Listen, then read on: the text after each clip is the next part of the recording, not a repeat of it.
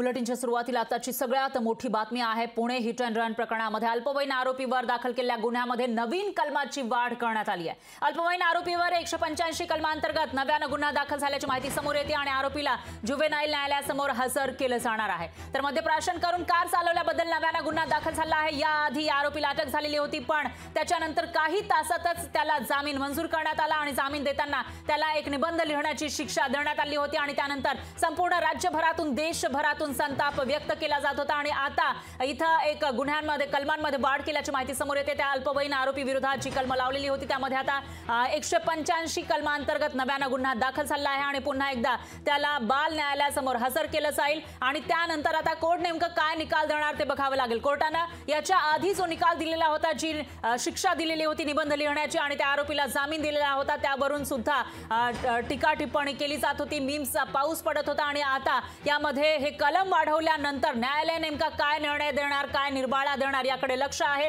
तर या अल्पवयीन आरोपीनं जो 17 वर्षांपेक्षा जास्त वर्षांचा आहे, त्याचं वय आहे आणि त्याने दोघांना उडवलेलं होतं भरधाव कारनं। त्यानंतर आता हे प्रकरण पुढे जाताना पाहायला मिळतं। दरम्यान याविषयी अधिक माहितीसाठी आपले प्रतिनिधी अमोल धर्माधिकारी आपल्या सोबत थेट जोडले गेले आहेत। अमोल, काय सांगाल, या अल्पवयीन आरोपी विरोधामध्ये जे कलम आता वाढवण्यात आला आहे त्याचा नेमका काय उपयोग होऊ शकतो किंवा त्याला शिक्षा होऊ शकते का?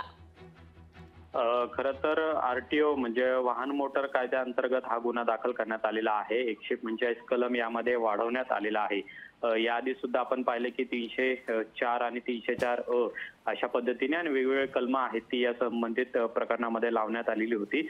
पण जो बाल हक्क न्यायमंडळाने त्याला जामीन दिला त्यानंतर काल देवेंद्र फडणवीस यांनी देखील याबाबतची नाराजी व्यक्त केलेली होती आणि त्यानंतर सदोष मनुष्यवधाचा गुन्हा दाखल करण्यासाठी आता पोलिसांचे प्रयत्न सुरू आहे आणि त्या अनुषंगाने आणखीन एक गुन्हा आहे तो यामध्ये दाखल करण्यात आलेला आहे। आता नव्याने कलम वाढवण्यात आल्यानंतर त्याला पुन्हा एकदा बाल हक्क न्याय मंडळाच्या समोर नेलं जाऊ शकतं। तिथं नेमकं आता बाल न्याय हक्क मंडळ काय निर्णय देतं किंवा याबद्दलची कशा पद्धतीने दखल घेतं हे सुद्धा पाहणं महत्त्वाचं आहे।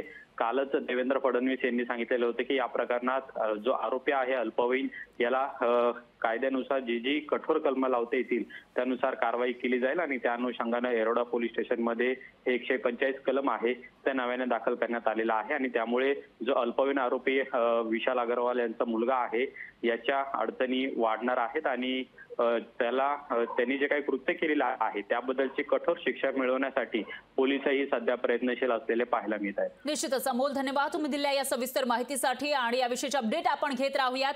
तर यामध्ये आता पुढे नेमकं काय काय होतं ते बघावं लागणार आहे। लोकशाही मराठी ऐका, पहा, जागरूक रहा।